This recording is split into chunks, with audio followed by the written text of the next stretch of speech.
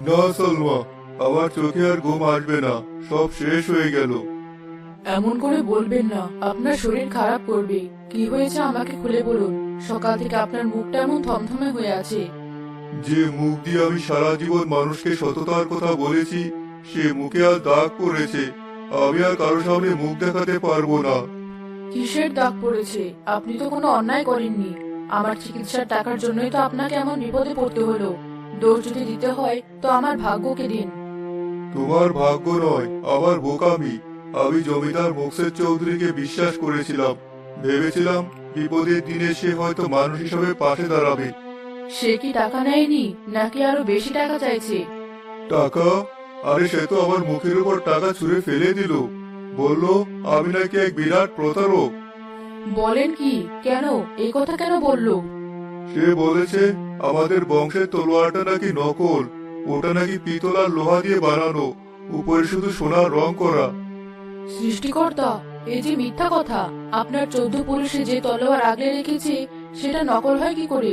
সারা গ্রাম জানে ওটা খাঁটি সোনার। কে শুনবে আমাদের কথা? সে নাকি শহরের সবচেয়ে বড় শেখরাকে দিয়ে পরীক্ষা করিয়েছে। এখন সে গ্রামে ঢোল পিটিয়ে আমার সম্মান ধুলোয় মেশাবে। তলোয়ারটাও নিয়ে নিল, টাকাও দিল না।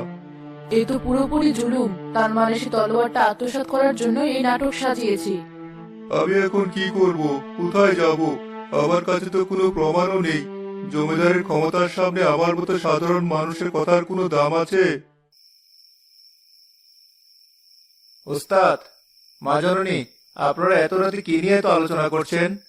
ওস্তাদ, আপনার চেহারা এমন দেখাচ্ছে কেন? কোনো বিপদ হয়েছে? আয় বাবা নাসির, বড় বিপদ হয়ে গেছে। তোর ওস্তাদকে জমিদার মোকসেদ চৌধুরী চরম অপমান করেছে। আমাদের বংশের শেষ স্মৃতিচিহ্নটুকু সে কেড়ে নিতে চাইছে। আমি সবটা বিস্তারিত শুনতে চাই ওস্তাদ। আপনি একটুও না লুকিয়ে সবটা বলুন। চুপ করে থাকলে শয়তান আরো বেশি আশকারা পাবে। কি আর বলবো বাবা, তোমার মা জননী চিকিৎসার জন্য আমি আমার সোনার তলোয়ারটা জমিদারের কাছে বন্ধক রেখেছিলাম। আজ কথা মতো পুরো টাকা নিয়ে গিয়েছিলাম ফেরত আনতে, কিন্তু কিন্তু সে দেয়নি, তাই তো? সে নিশ্চয়ই কোনো টালসাল দেখিয়েছে। সে আমাকে ঠক প্রতারক বলেছে। বলেছে আমি নকল তলোয়ার দিয়ে তার সাথে প্রতারণা করেছি। সে বিচার ডেকে সবার সামনে আমাকে বেইজ্জত করতে চায়। বিচার? বাহ, খুব ভালো কথা। চোর হয়ে চোরই পুলিশের কাছে বিচার চাইছে। আপনি একদম চিন্তা করবেন না ওস্তাদ। চিন্তা করবো না মানে? আমার মাথা কাজ করছে না। কিভাবে আমি প্রমাণ করবো যে তলোয়ারটা আসল?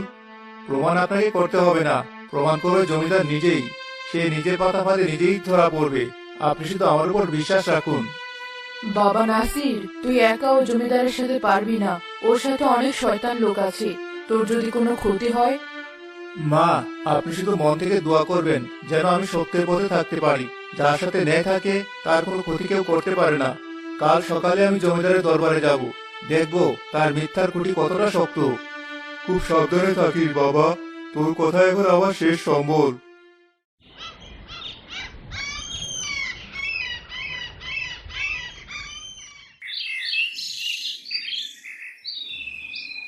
জমিদার সাহেব, ওস্তাদ বশিরের শিষ্য নাসির আপনার সাথে দেখা করার জন্য অনুমতি চাইছে। আসতে বল। বুড়ো পারেনি তাই চালাকে পাঠিয়েছে। দেখি তার তোর কত দূর।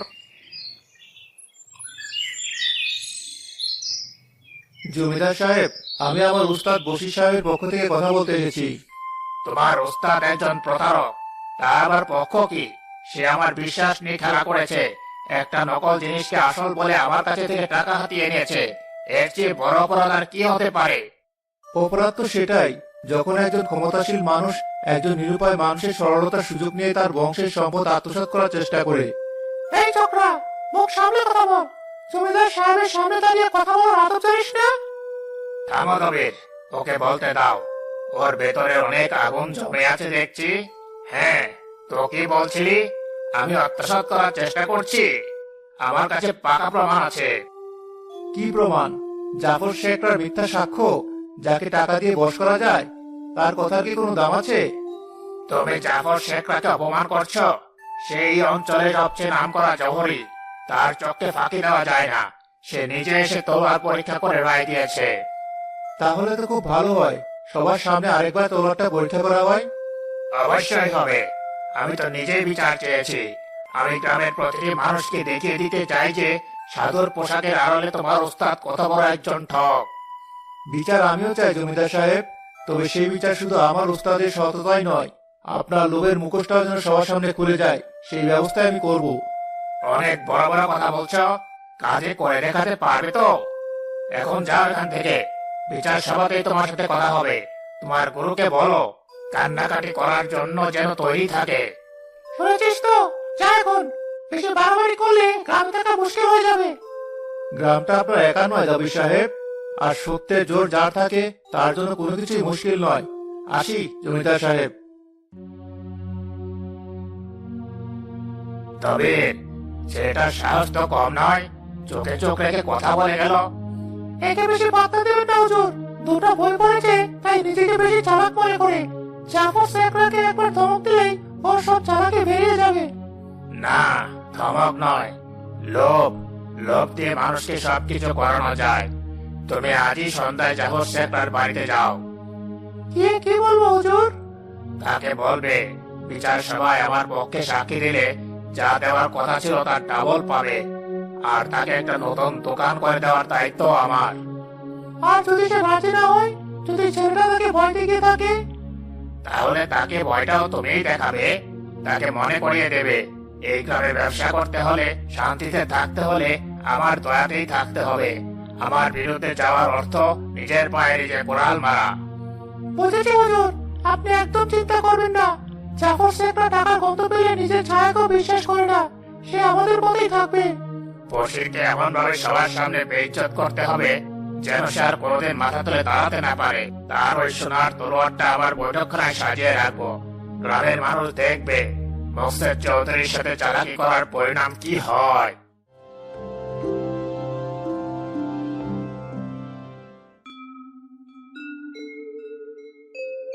আজ আপনাকে তো খুশি লাগছে যে নতুন কোনো গরিবের জমি দখল করলেন নাকি? তুমি সবসময় আমার ভালো কাজের মধ্যে খারাপ কিছু খুঁজো কেন বুঝি না। আমি কোনো গরিবের জমি দখল করিনি, আমি একজন প্রতারককে শাস্তি দেওয়ার ব্যবস্থা করছি। ওস্তাদ বশির সাহেবের কথা বলছেন তো? তুমি কিভাবে জানলে? এই বাড়ির দেয়ালেরও কান আছে, আমি আপনার আর দবিরের সব কথা শুনেছি। আপনি একজন সৎ মানুষকে চোর সাজিয়ে তার বংশের সম্পদ কেড়ে নেওয়ার পরিকল্পনা করছেন। সে মোটেও সৎ নয়, সে আমাকে নকল তলোয়ার দিয়ে ঠকিয়েছে। এই কথাটা আপনি আয়নার সামনে দাঁড়িয়ে নিজেকে একবার বলুন তো, আপনার বুক কাঁপবে না? আপনি জানেন যে ওই তলোয়ার খাঁটি সোনার, লোভে আপনার জ্ঞান সব লোপ পেয়েছে। তুমি থামবে, এসব হলো বাইরের বিষয়। তুমি বাড়ির ভেতর থাকো, তাই থাকো। জমিদারি কিভাবে চালাতে হয় তা আমাকে শেখাতে এসো না। আমি আপনাকে জমিদারি শেখাচ্ছি না, আমি আপনাকে শুধু মনে করিয়ে দিচ্ছি যে মাথার উপর একজন আছেন, তিনি সবকিছু দেখেন। আপনি জাফর শেখরাকে টাকা দিয়ে মিথ্যা সাক্ষী দিতে বাধ্য করছেন, এই পাপের বোঝা আপনি বইতে পারবেন না। আমি সব পারবো, তুমি শুধু দেখে যাও কালকের বিচারে বশিরের কি হাল হয়। মানুষের আদালতে হয়তো আপনি ক্ষমতার জন্য জিতে যাবেন, কিন্তু শেষ বিচারে তিনি কি জবাব দেবেন? আমি আপনার স্ত্রী হিসেবে আপনাকে শেষবারের মতো অনুরোধ করছি, এই পাপ কাজ থেকে বিরত থাকুন। আমার পতন দেখতে তোমাকে হবে না, আমার যা করার আমি তাই করব। এখন এসব কথা বন্ধ করে নিজের কাজে মন দাও।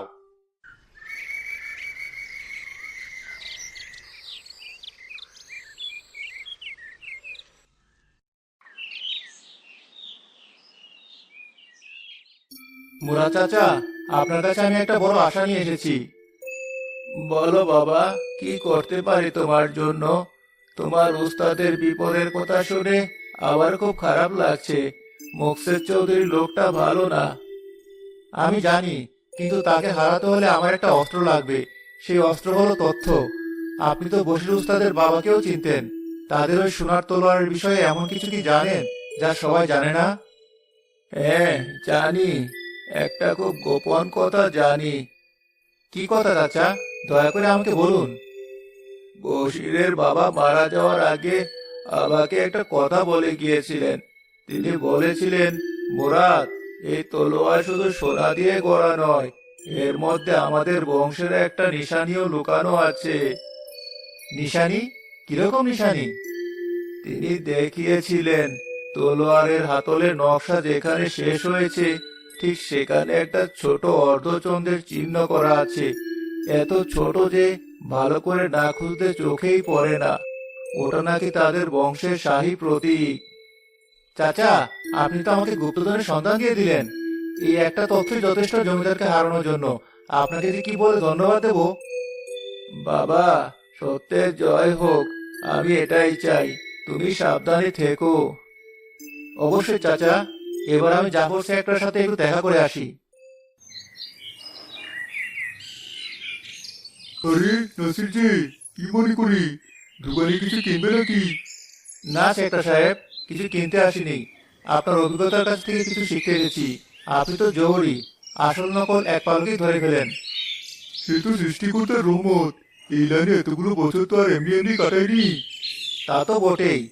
আচ্ছা, একটা কথা বলুন, আপনি যখন কোনো পুরনো দামি জিনিস পরীক্ষা করেন, তখন তো নিশ্চয়ই তার প্রতিটি কোণ, প্রতিটি নকশা খুঁটিয়ে দেখেন।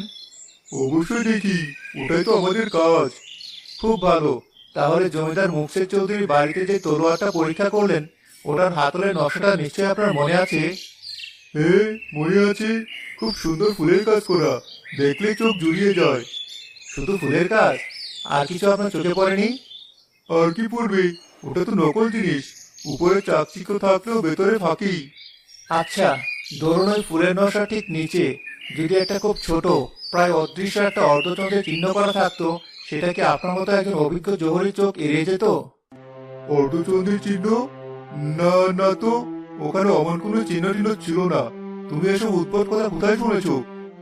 আমি কোথাও শুনিনি। আমি শুধু আপনার পরীক্ষাটাকেই পরীক্ষা করছি শেখরা সাহেব। একজন জহরির চোখ যদি এত বড় একটা নিশানি দেখতে না পায়, তাহলে দুটো জিনিস হতে পারে। এক, তার চোখে সমস্যা আছে, অথবা দুই, সেই জিনিসটা চোখেই দেখেনি, শুধু মালিকের শিখিয়ে দেওয়া ভুলে আওড়াচ্ছে। মুখ সামলে কথা বলো নাসির, তুমি আমাকে অপমান করছো। আমি অপমান করছি না, আমি শুধু সত্যটা জানতে চাইছি। বিচার সভায় কিন্তু আমি এই প্রশ্নটা আবার করব, বিচারপতি সাহেবের সামনে।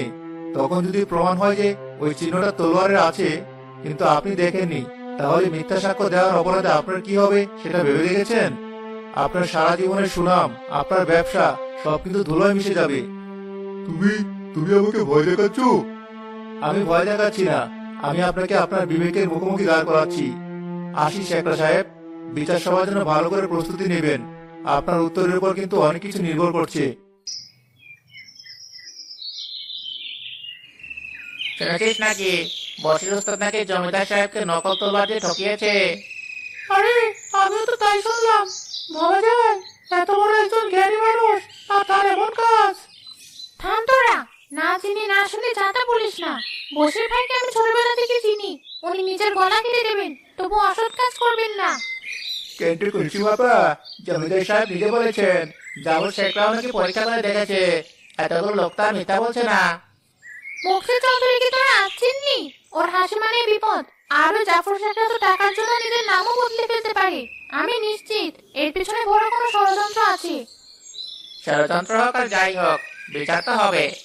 সেখানে বোঝা যাবে কে আসল আর কে নকল। হ্যাঁ, বিচার তো হবেই। আর আমিও বিচার দেখতে যাব। দেখবো সত্যের জোর বেশি নাকি টাকার। আমার মন বলছে বশির ভাইয়ের কোনো ভয় নেই। তার শিষ্য নাচের ছেলেটা নাকি খুব বুদ্ধিমান। ওই একটা ব্যবস্থা করবে।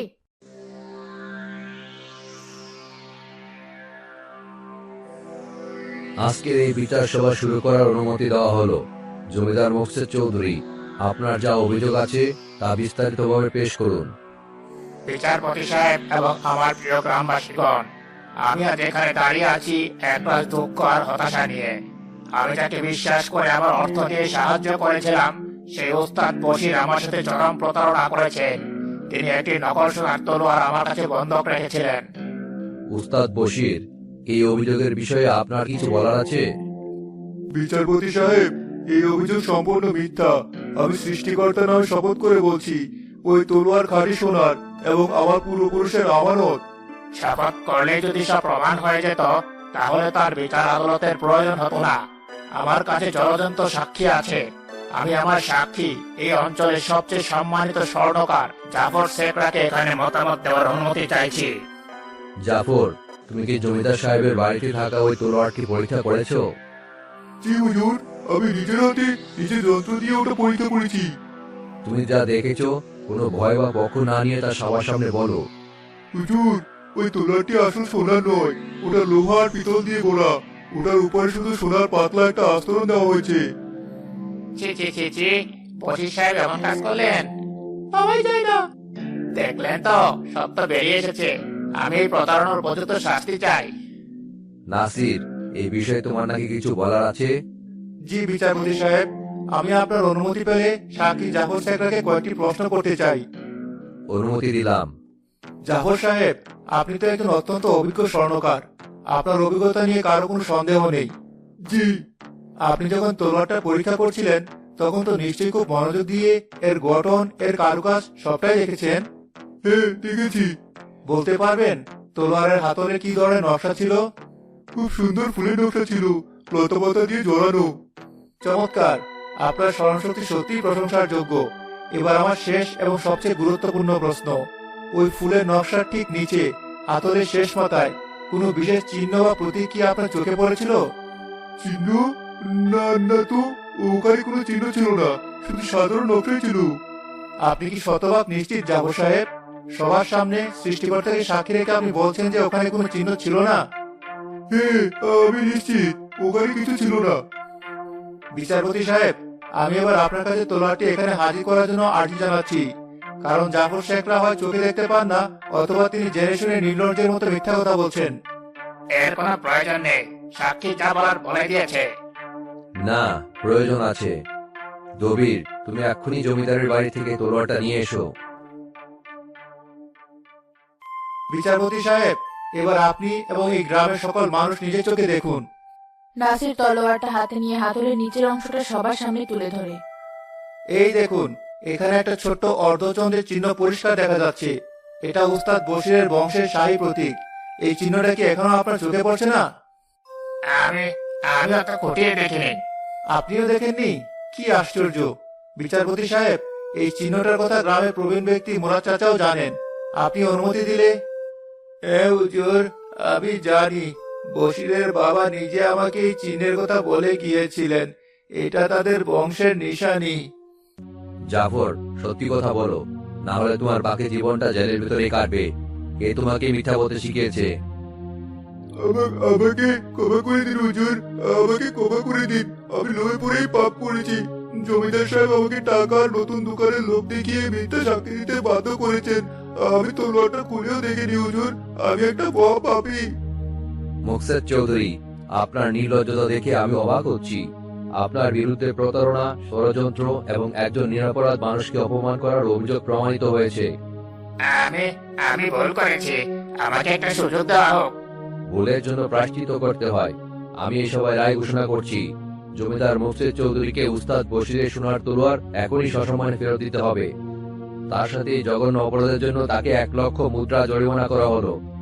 এই সম্পূর্ণ অর্থ উস্তাদ বশির পাবেন তার সম্মানহানির ক্ষতিপূরণ হিসাবে। উচিত সাজা হয়েছে শয়তানটার। আর মিথ্যা সাক্ষ্য দেওয়ার অপরাধে জাফর শেখরাকে 1 বছরের কারাদণ্ড দেওয়া হলো। নাসির, বাবা আমার, আমি তোমার এই ঋণ কোনোদিনও শোধ করতে পারবো না।